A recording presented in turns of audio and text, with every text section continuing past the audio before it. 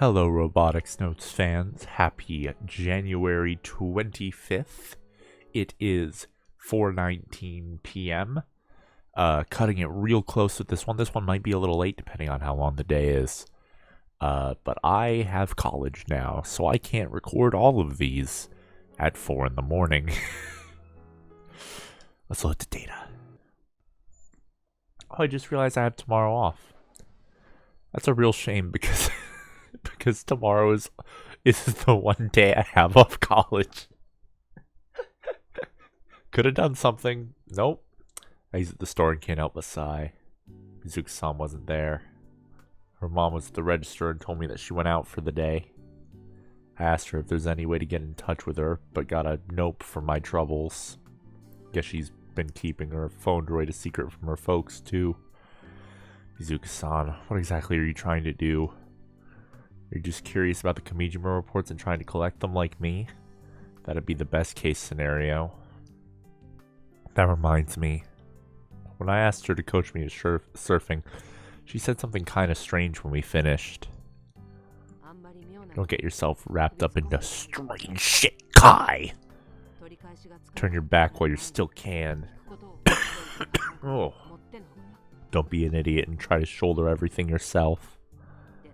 Otherwise, you'll never be able to come back from the other side. Mizuki-san knew that I was searching for the Kamijima reports, and she took report number 1 without saying a word to me. Is she hiding something? But please, be careful. If they learn you are reading these, you're as good as dead. I think back on the warning in Kamijima report number 6 and shudder. Can't help but look around. It's then that I realize my throat is parched. I open the fruit sour melon I just bought and gulp it down. I'm overthinking this. This sort of paranoia is common for hardcore conspiracy theorists. I want to believe that, but I can't. The contents of the Kamijima reports are no conspiracies. Considering the events that occurred over the last half a year, I know it's all true. If I keep telling myself it's just paranoia, I'll trip up trying to escape reality. There'll be no turning back. But either way, I want to know where Mizuki-san is. Not knowing is making me feel extremely uncomfortable, annoyed even. I should probably give up on going to club today. Doubt it's gonna happen, but there's still a chance I could be attacked by someone. Which means I should search for report number 7 on my own. If I run around the island, I also might bump into Mizuki-san too. I have no clue where the last report is. Okay, yeah, this episode might be late. Sorry, everybody. I'm just gonna have to wander about and hope I get lucky. It's a fact that the AR annotation is located somewhere on this island. Da da da da da da da da da da da.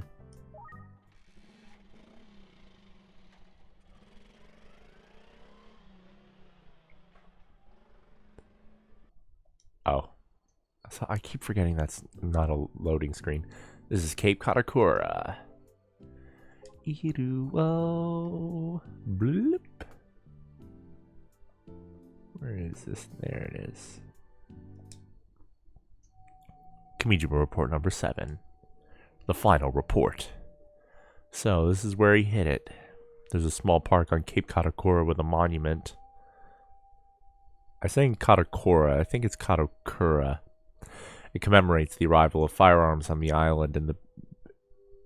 nope, that's 2 sentences. On the island. In the back is a sad-looking gate with an unintended shrine. There's a viewing platform built for tourists, but there's not much to see, so the foot traffic is low. This is the 7th report. Never thought I'd find it today.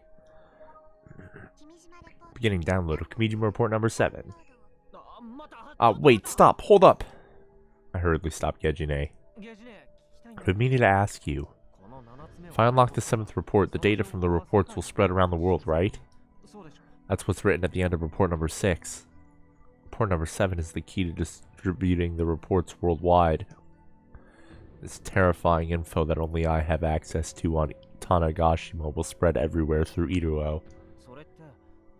How does the timing work? Do the files go out once I download the report, or does it work differently? It's reasonable to assume that it would occur after downloading and opening the file in your app. Ah, okay. Got it. Download the file. Understood.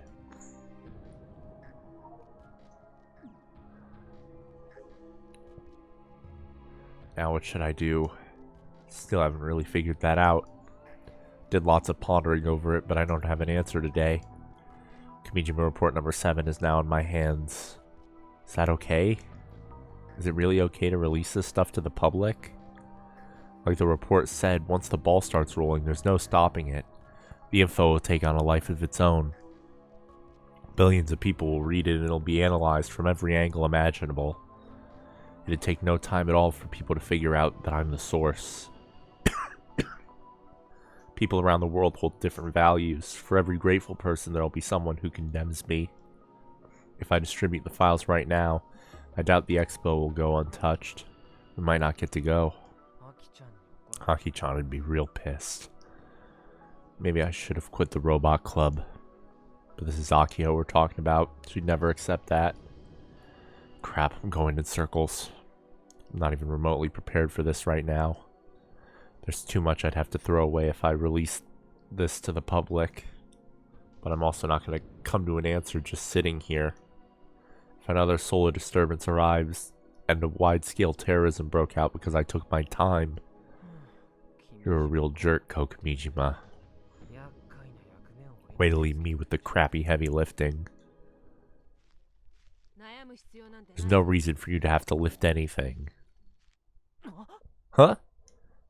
The voice coming from behind me nearly freezes my heart. I turn around to face the mystery person. And appearing from the shade of the trees is the very person I tried to see this morning. Mizuka-san. When did she get there? The cape hasn't been maintained properly for 8 years, so behind the trees are overgrown and full of blind spots. If she was hiding, I'd have a hard time even noticing her presence. But that doesn't matter. It shouldn't, but how long has she been hiding here? Why? It's as though she knew I'd come here. But that's impossible. I came here after searching blindly for the last report.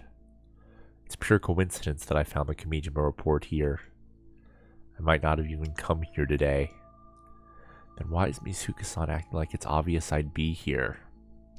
Or is it the reverse? She wasn't waiting for me. She was following me? Kai, wipe your hands clean of this right now. What do you mean? Exactly what I just said. You absolutely cannot touch the reports. They're like a curse.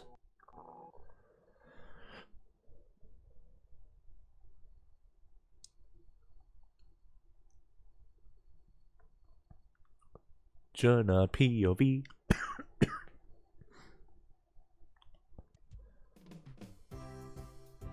Model 2-chan sits on the wide runway. She's been walking and dancing around since this morning. The sky stretches into the great beyond, and a giant robot operating her here underneath the blue sky. I feel like she's having a blast, and it makes me happy. When we were still performing tests at the TNSC, it felt a little cramped because we were indoors. I'm actually glad we moved locations. Though I could never say that to Akio-chan. Yowza! Akio-chan is staggered by the wind. She hurriedly holds down the hem of her skirt. It's been like this today since this morning. The wind is really strong. The runway is completely clear, so we feel it even more. I'm gonna change into my work clothes. Are you gals okay? I'm wearing leggings, so I just want to go home. Kojiro-san.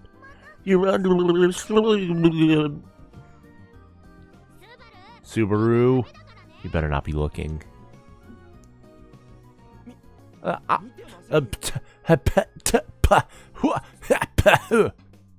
Hidaka-kun's been facing away the whole time. I'm really grateful for how considerate he's being, but it's still embarrassing. I may be wearing leggings, but that doesn't make it any less embarrassing when my skirt flares up. Model 2-chan isn't wearing a skirt, so she's fine.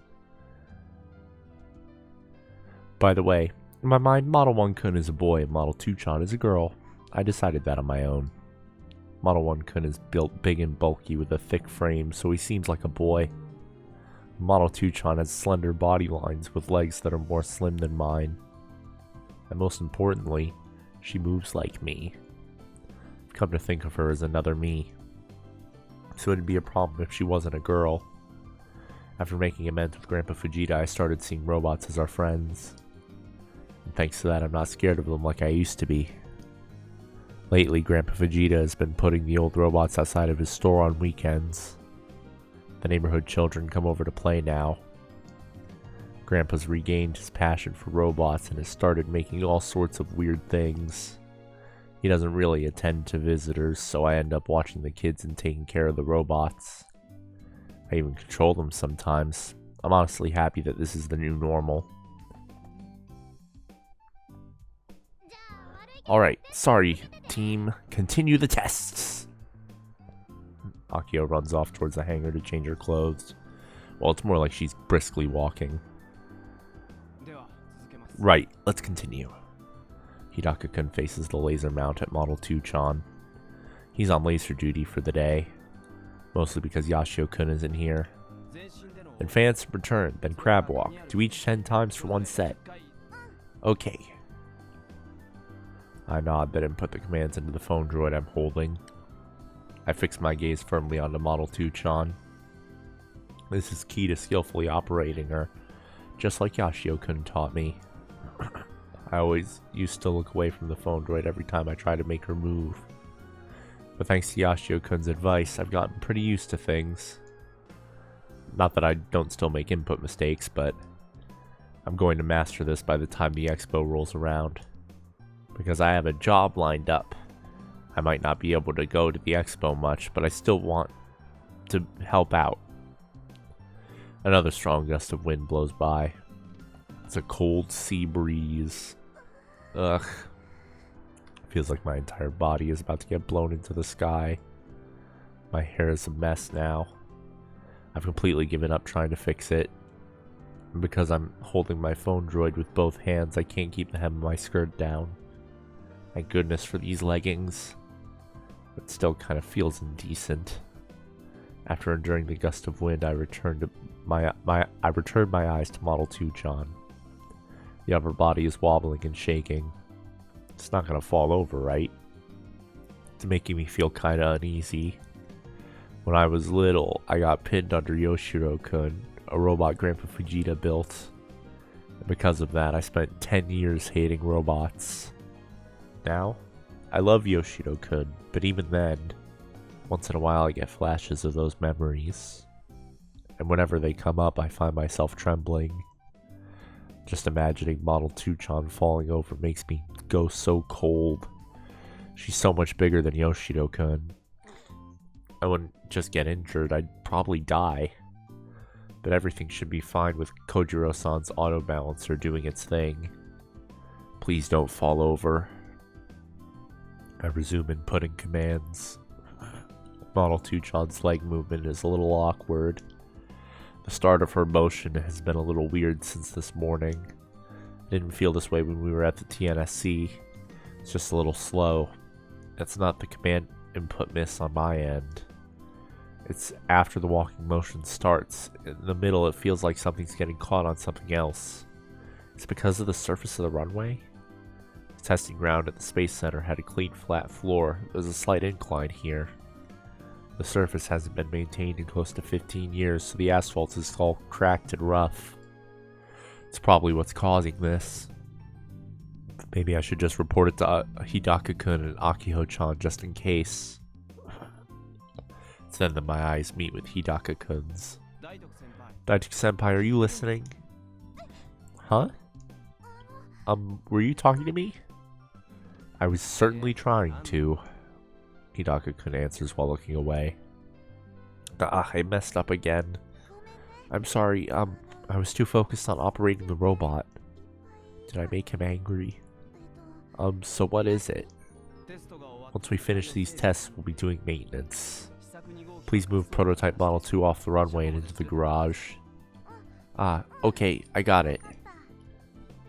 Oh, that's all. I was bracing myself to get lectured. Hidaka-kun's his second year, but he's always lecturing Akio-chan. Please continue.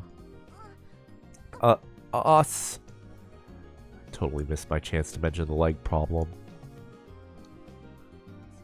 But by the way, isn't it cold? Sure wish a boy would come up and embrace me from behind SMH. But not you, Four Eyes. Well, if you did do it, I'd hold a sexual harassment charge over your head and blackmail you. What exactly is it you're trying to say? It's very cold. Deal with it for just a little longer, and feel free to complain at Yashio-senpai for skipping out. Actually, give me a scenario in which you complain instead. What? Just lay into that cheeky senpai of yours and punish him all deep and hard. But you have to be ultra polite when you do it. It makes a huge difference. I knew Four Eyes ex-senpai was the way to go. I won't accept any objections. What exactly does Four Eyes ex-senpai mean? It refers to you and Yashio-senpai. What else would it mean? Senpai X Four Eyes is improper. For our time, I thought that could work, but... don't ask for the details. As always, Kojiro-san speaks in an alien language. Even Hidaka-kun doesn't understand what she's saying. Daisuke-senpai, your hands have stopped. Sorry. Hurriedly resume inputting commands. It happened again. She's getting caught up when she moves. I can't shake this sense of discomfort. But how do I put it into words? Just saying that it feels uncomfortable isn't enough. I wish Yashio-kun was here right around now. Then we could discuss things as fellow operators. Stop it, Juna. Can't just ignore this feeling. That's the whole point of these tests. I'll say it. I'll tell Hidaka-kun. But if I'm just imagining things, he might get mad at me. Yes? Hidaka-kun glances at me. There's a little, a what? This might just be my imagination, but please stop beating around the bush. If you have something to report, keep it brief. I'm not here to chat, so please focus on the tests. He won't even make eye contact with me. Ugh, I'm already falling apart. I hope Akio-chan gets back soon. No, what am I doing? I'm relying on other people again. This is why I was never successful at karate. Find the courage, Jana.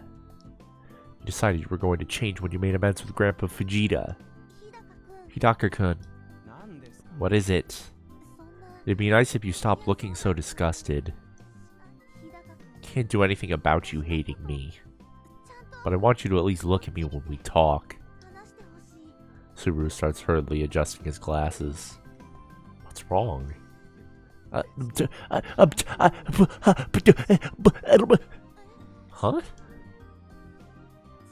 In other words, you like her. Normie should just die. Explode.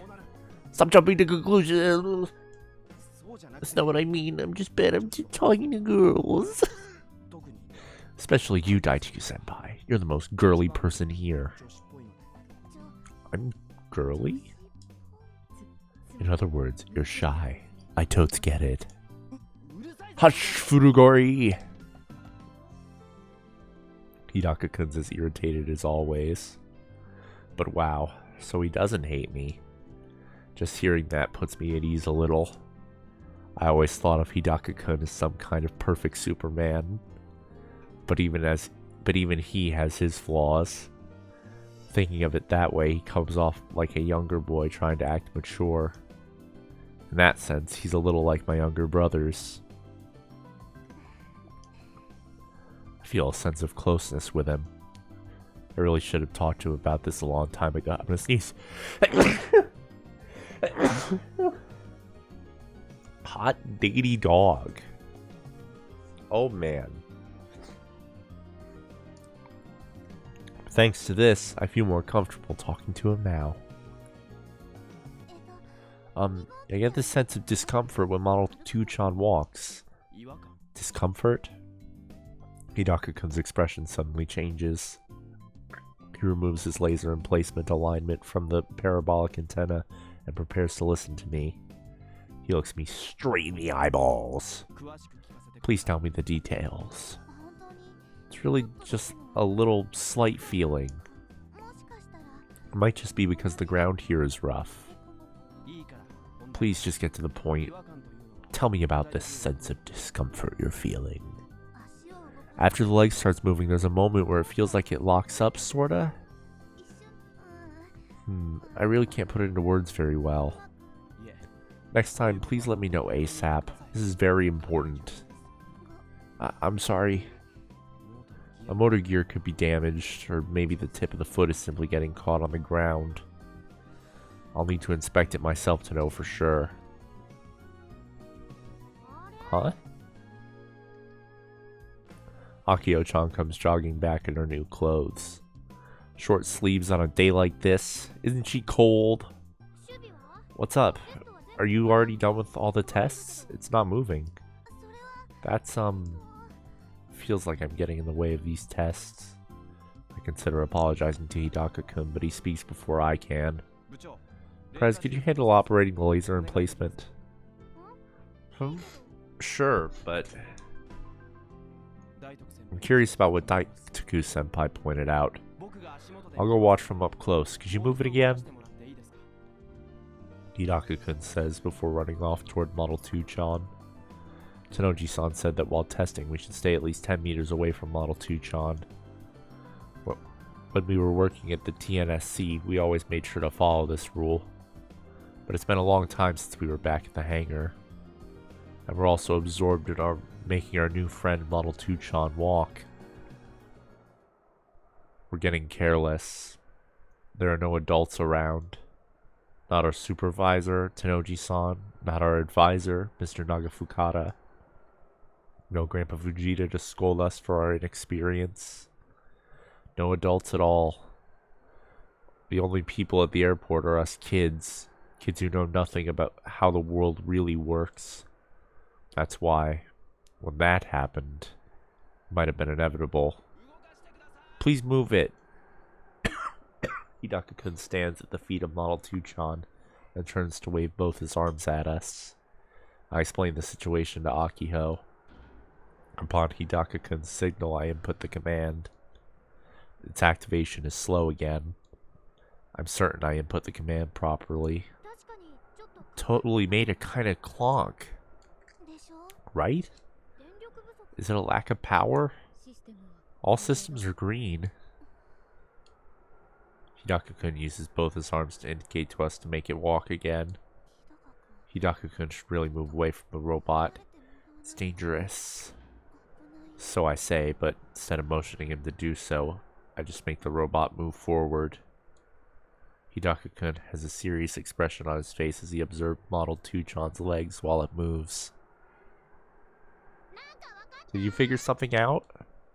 Akio-chan's words are overwritten by a powerful gust of wind, so he probably didn't hear her. Maybe we should stop for now? Another issue? This is getting a little much. If only we had one more person who knew a lot about mechs.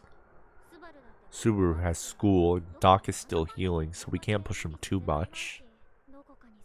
Are there any skilled folks out there who'd like to become our exclusive mechanic? Hidaka-kun continues to show no sign of backing away from the robot. This time, he sends me a signal to make it turn on the spot. Model 2-chan is already almost 50 meters away from me. I guess he wants me to make it turn and head back this way. The turn command isn't like the advanced command. It requires 4 well-timed presses of the same button for a 90-degree turn.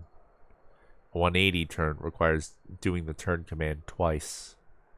Tap, tap, tap, tap. I tap away at the phone droid monitor. Model 2-chan takes small steps and slowly starts to face me. Just then, another strong gust of wind blows across the runway. It's so strong that I nearly fall over. Can't help but close my eyes and crouch low to the ground. Ah! Kojiro-san falls over with her butt in the air. Oh, her panties are totally exposed. She needs to hurry and cover herself. But I shouldn't have been so focused on her. In that moment, I failed to do as Yashio-kun said. If you're so non-committal with your gaze, you're not going to be able to deal with if something sudden happens. I'd taken my eyes off Model 2-chan. Look out! Upon hearing Akiho's scream, I quickly turned back to Model 2-chan. All 8 meters of her body are leaning at an unnatural angle. What? Everything goes white. Was she hit by a gust of wind while turning? Or did something break? I don't know, but the dust-colored sky is the backdrop. Model 2-chan, seemingly in slow motion, begins to topple over. Below her, Hidaka-kun! Subaru! This is real bad. She crashes down.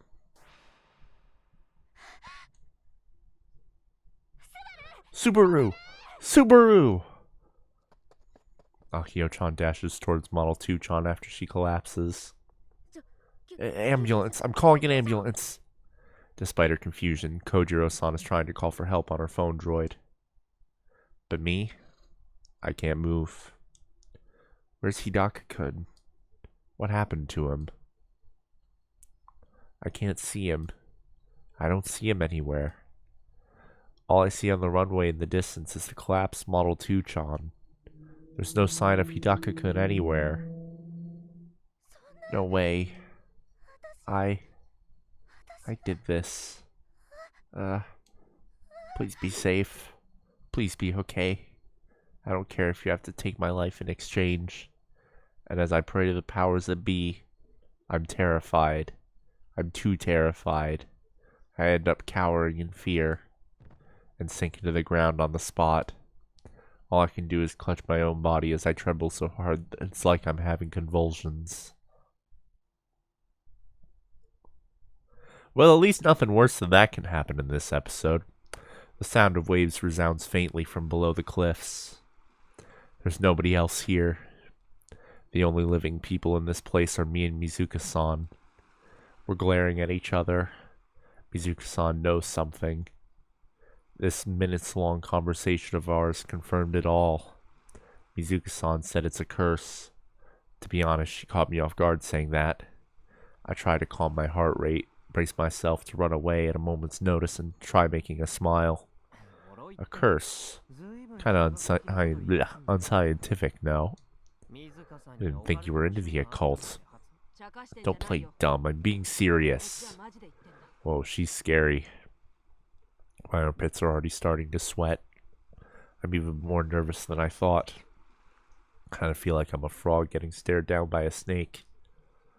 As far as I'm concerned, there are 2 older women in this world I never want to make my enemy. Misane and Mizuka-san. I don't stand a chance. Also, I have no idea what she's thinking.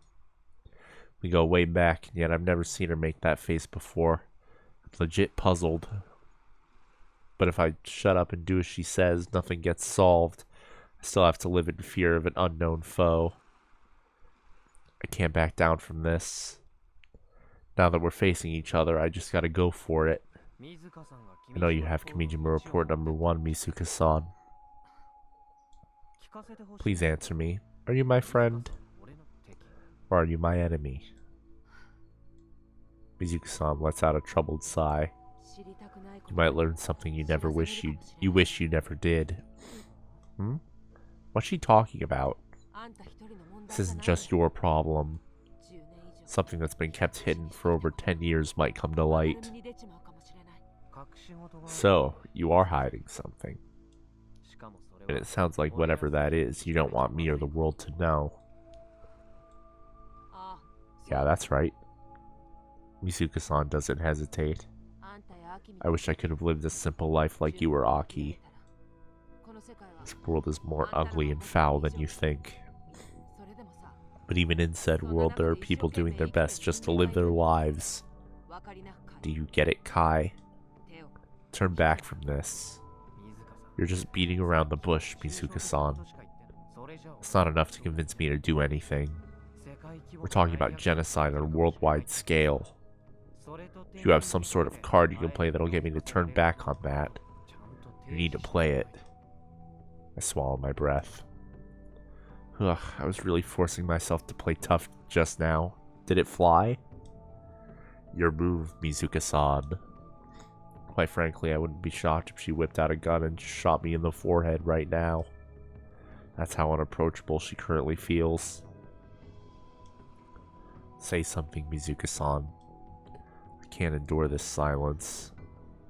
Nothing in KB prepared me for this kind of tension. Mizuka-san, don't tell me you're from the Committee of 300 or the Tavistock Institute. Huh? Am I wrong? Looks like she didn't understand my question. Or at least that's what her confused expression tells me. She doesn't appear to be acting. You didn't come here to kill me? Kill you? Me? Are you an idiot? Then you might think this is some kind of fun treasure hunt, but you're opening up old wounds, Kai. That's what I've been trying to tell you from the start. Our conversation isn't lining up. Listening to her, it sounds like you're trying to protect someone. I get the feeling the wounds she's talking about aren't her own. Who are you protecting? I'm trying to stop you because I don't want you to know. Which means it's someone I know. And if it's someone we both know, that narrows it down the options quite a bit. Mizuka-san clicks her tongue in response. Kai, I don't want to talk about this any further. Just listen to what I'm telling you. Is that a request? You gotta beat me in a match then.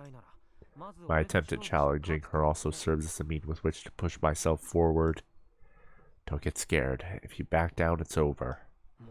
And of course, that'll be a kill ballad. Or will you tell me everything you know if I eat one of those barf-tastic passion fruit buns? Quit it! This isn't some game. I could say the same to you. I recoil from the immense pressure coming off Mizuka-san, desperately responding to her words. If you tell me everything, I wouldn't mind doing as you say. I said I don't want to tell you, Kai. Huh? Unexpectedly, far too suddenly, a melody begins to play out in this tranquil little park. The sound quality is low. What is this? Kagame Kagame. It's playing from both our phone droids. Again, this happened before. An indiscriminate transmission. It's forcibly transmitted to everyone's phone droids in a specific area. And regardless of your ringtone settings, it always plays the Kagame Kagame melody upon arrival. If you answer the call, you're greeted with a fax-like transmission sound that is strangely high frequency. The Kimijima reports warned of this Kagame Kagame melody, but nowhere was it written who was sending it. Nor was it written who the sender's intentions are. Is this Mizuka-san's doing? But she looks just as confused as I am. She takes out her phone droid and looks at the monitor like she's seen a ghost. Do you know who's calling? I shake my head. If Mizuka-san doesn't know, was it a sheer coincidence that it rang at this time? Genjine! I call out to my AI pal. Yes, Yashio-san. Can you identify the source of the Kagame Kagame melody? Impossible. Genjide's functions do not include call interception. I can search for keywords and collect related info. Damn it, useless. I give up on trying to get through to Genjide, just as I'm pondering my next move. Who is it? Mizuka-san answers the call. A painful noise comes out of her phone droid. Despite standing a ways away, it's loud enough for me to hear it clearly. Ugh, what the hell is this sound? Mizuka-san, hang up! It's so unpleasant that I instantly cover my ears with both hands. She cuts the call and the sound stops. Silence returns to the area. Feeling relieved, I sit down on a nearby bench to catch my breath.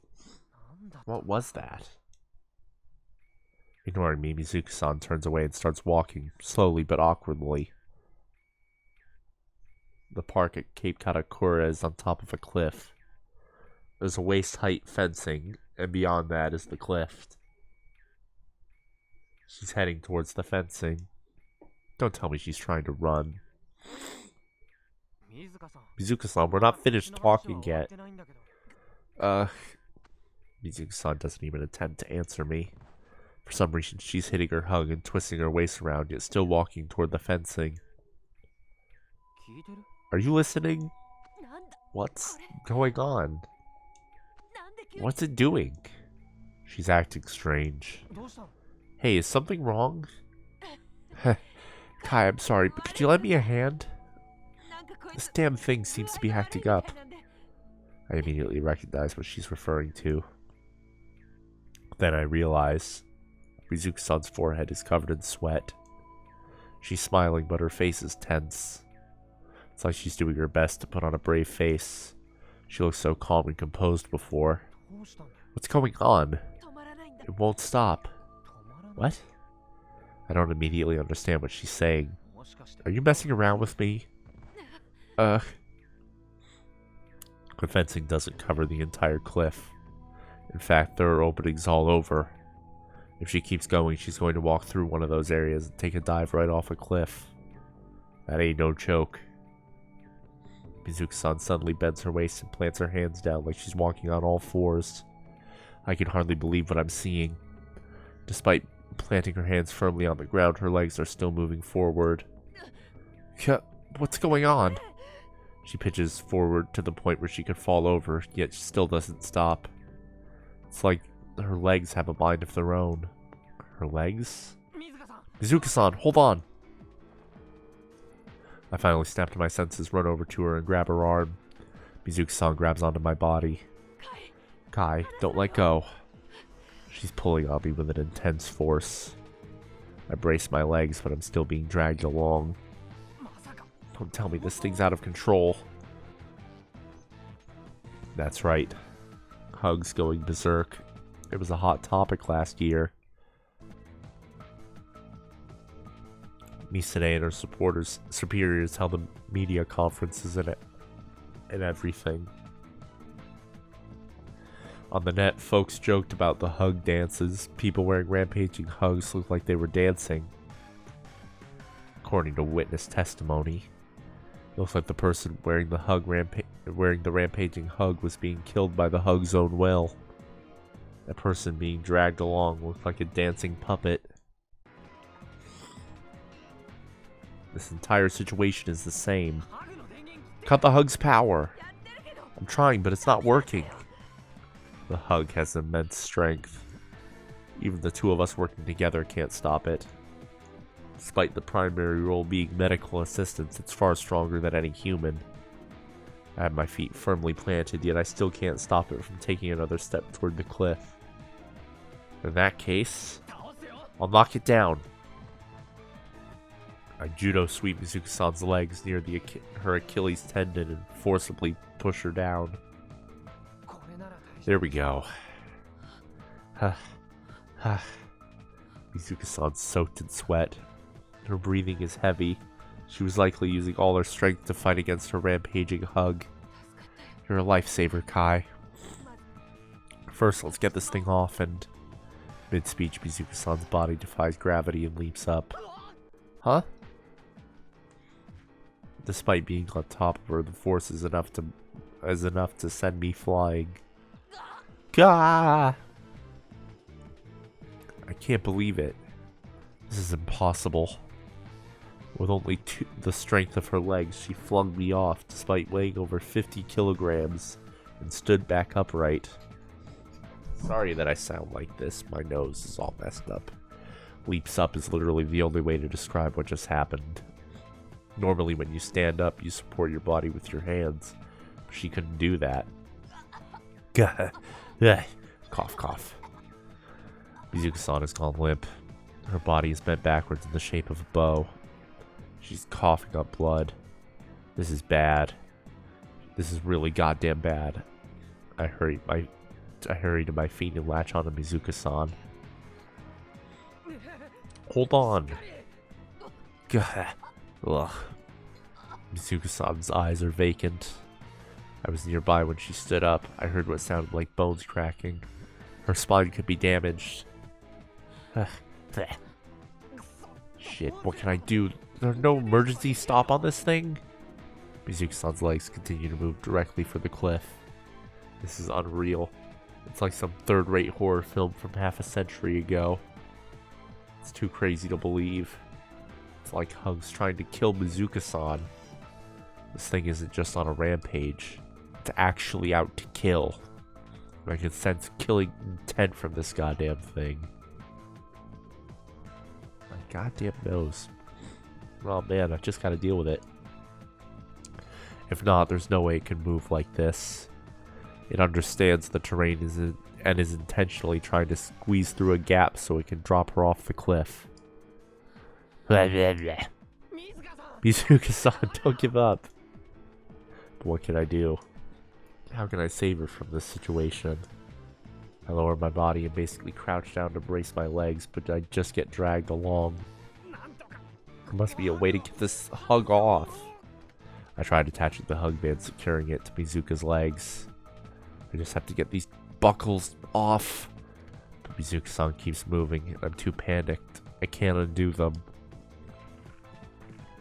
Gah! My left leg suddenly loses its bracing. We're already at the edge of the cliff. My left leg is hanging midair. Mizuka-san is barely standing on the edge, my right foot planted. If she takes one more step, we're both falling to our doom. Kai, that's enough. Let go. Her voice weak. Mizuka-san says something unbelievable. I can't let you go. If I do that, you'll die.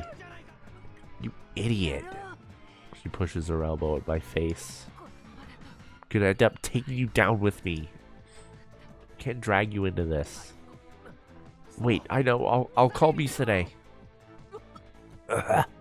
This might be divine punishment. What are you talking about? In the end, all I could do was pretend I didn't see.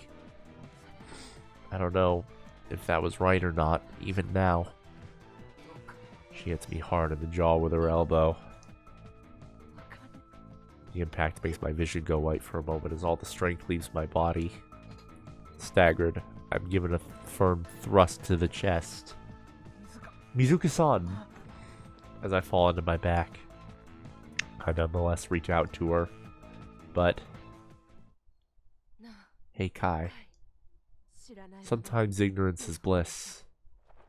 But I can't reach her. So I'll be taking what I saw to my grave. I guess this is one way of proving my friendship. Mizuka-san is smiling. The edges of her mouth are stained red with blood. And the cliff is directly in front of her. She turns her head back and looks at me. Despite the intense pain she's going through, she manages to force herself to smile. If you happen to see Misa, tell her thank you for the hug. I can't handle this. It's thanks to this thing. Mizuka-san smiles, one leg already taking a step off the cliff. But I was able to live a pretty normal life for these last 2 years since the accident.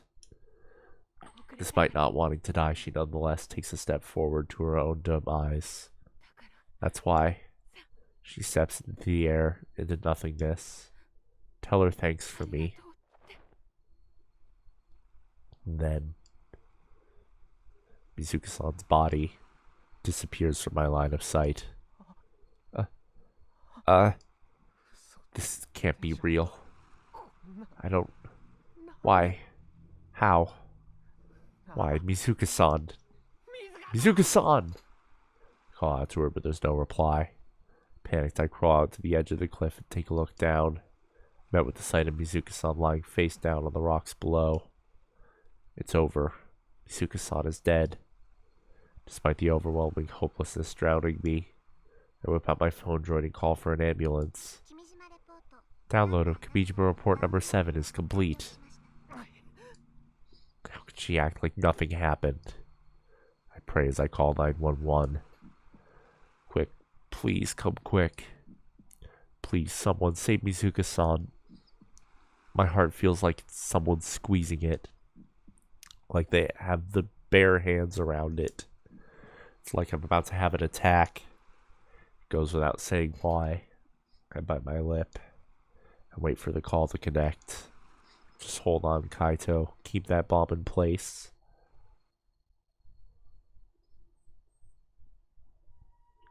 I'm riding along with Mizuka-san in the ambulance. How many times have I wished to myself that this wasn't real? Inside of the cramped ambulance, no matter where I try to look, I see the emergency responders doing their work. Mizuka-san hit her head hard. There's blood streaming out of her forehead. The hug has been removed, but her legs are bent in all kind of natural directions. The emergency responders keep calling out to her, but she barely responds. I ended up having an attack, so my body is too numb to even cry out.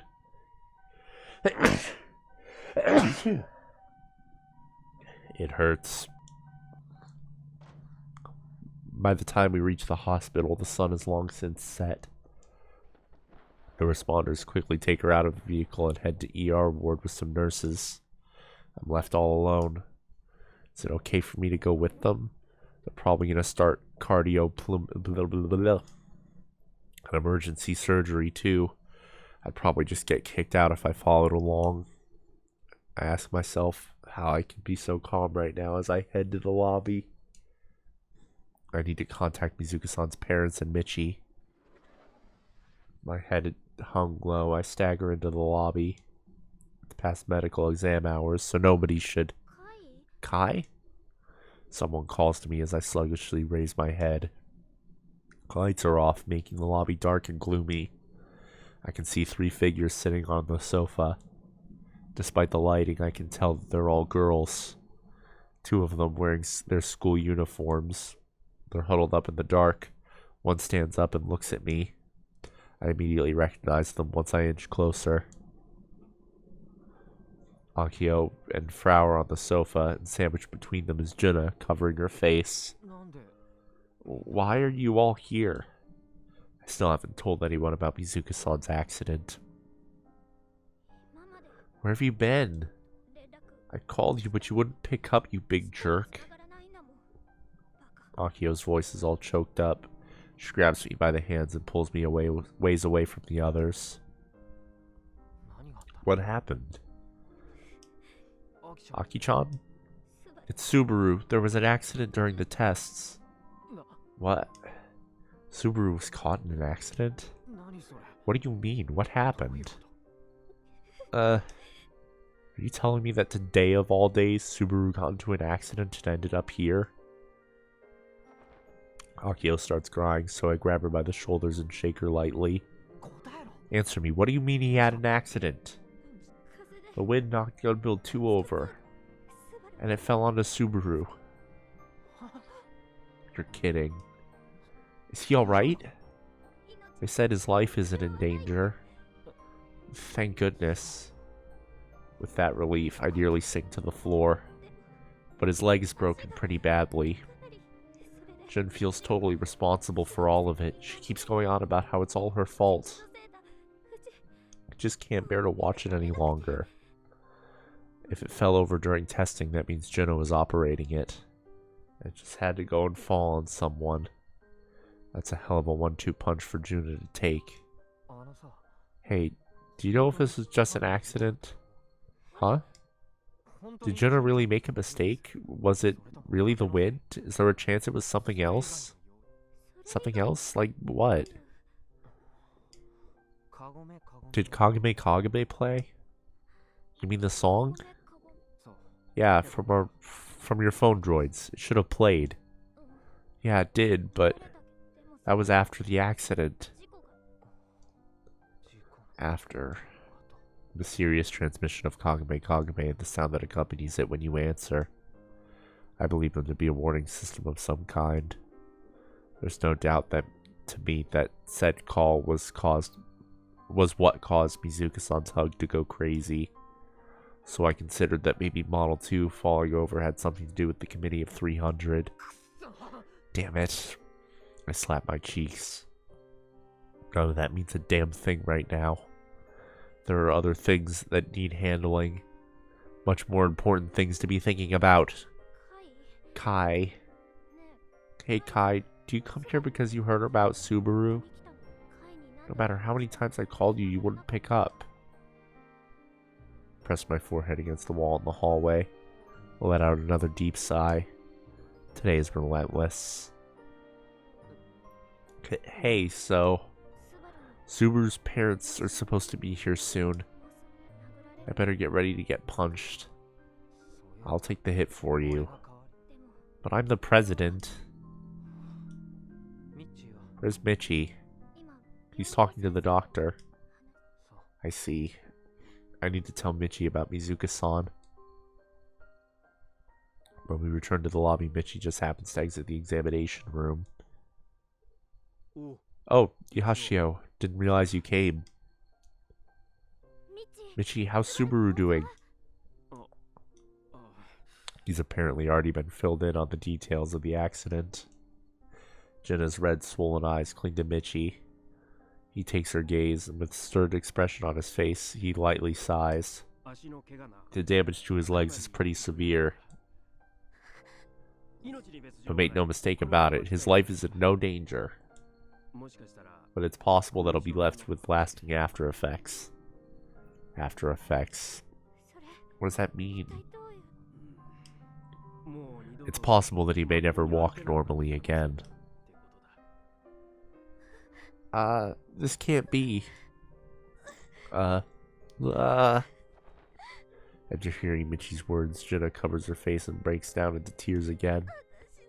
It's all my fault. It's my fault. Blah.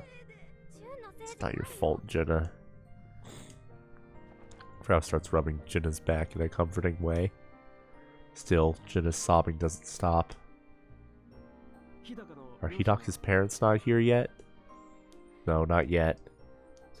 Gotcha. A heavy silence settles over us. It's then that Michi kneels down on the ground. You guys, I'm so sorry. Michi? This happened because I was negligent in supervising you. It's all on me. I take the full blame. That still might not be enough to protect the Robot Club. It's entirely possible that your entry into the expo is... Nobody can say anything. It's hard watching Michi act like this. Imagining how the Robot Club would be devastated in the upcoming storm is a depressing feeling. Akio's dream of going to the expo feels like a lit candle in the wind. I should be the one apologizing, Michi. I'm so sorry for causing you all this trouble. I got careless. I should have enforced safety protocol more seriously. I lend Michi a hand and help him stand. Michi, I actually have something else to talk to you about. Something else? What's up? I point my chin to indicate that we should go elsewhere. We distance ourselves a bit from Akio and the others. I'm going to be blunt. Mizuka-san fell off a cliff. What? She was involved in Hidaku's accident? I shake my head. It's completely unrelated. We happened to run into each other at Cape Katakura. Is she okay? Wait, no, don't tell me. It's possible that she... Is it really okay to say it? So there's still some hope? I don't know, but seeing what went inside the ambulance has left me hopeless. The memory of what happened replays in my mind. The smile Mizuka-san wore in the end is like a dagger to my chest. Before I realize that my eyes are filled with tears. She might not make it. What? And then Michi staggers. He looks dumbfounded as he falls onto one knee and holds his forehead. It's clear how much of a shock this is for him. But nothing's for sure yet. Michi stands back up. As far as I can tell, he seems calm. Collected even. That's unexpected. Thought he'd panic or ask if I'm messing with him or something. That's the kind of guy I figured him for. What exactly happened? Her hug suddenly went out of control. Out of control? You mean like those incidents on the news last year? I couldn't save Mizuka-san. She fell right in front of my eyes. I did everything I could to stop her, but I couldn't. Michi wraps his arms around my shoulder and pats me on the head. Thank you for letting me know. Hira'll be fine. That motorcycle accident she was in as a student would have killed a normal person. But she survived. She's a tough cookie. Pro tip. I'm just glad you're okay. Stop it, Michi. Stop acting like such a kind, good teacher. I'm trying so hard to keep myself together. But now I'm just a mess. I just want to cry like a little kid. Have you contacted her parents yet? I wipe my tears and shake my head. Michi nods in response. I'll handle it. You go sit down and rest. Michi then leaves me behind. He walks outside by himself. It looks like his shoulders were trembling. I hope from the bottom of my heart that Mizuka-san survives, for Michi's sake too.